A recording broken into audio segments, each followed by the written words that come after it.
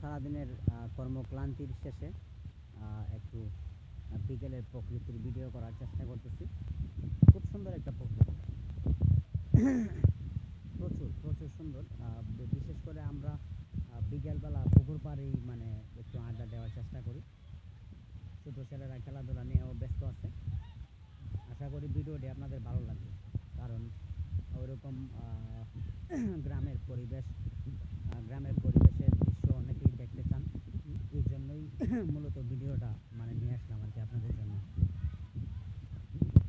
খুব সুন্দর পরিবেশটা, আসলে অনেক সুন্দর। ছোট বাচ্চারা তাদের খেলা নিয়ে খুবই ব্যস্ত আছে, খুব মনোযোগের সাথে ওরা খেলাধুলা করতেছে।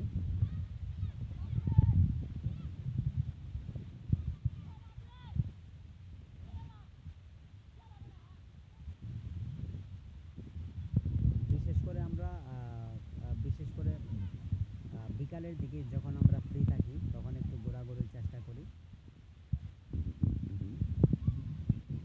খুব সুন্দর, খুব সুন্দর একটা মনোরম পরিবেশ। আসলে ওইরকম পরিবেশ আপনারা আগে কোথাও দেখছেন কিনা বা দেখেছেন কিনা ওই জিনিসটা আমার জানা নেই।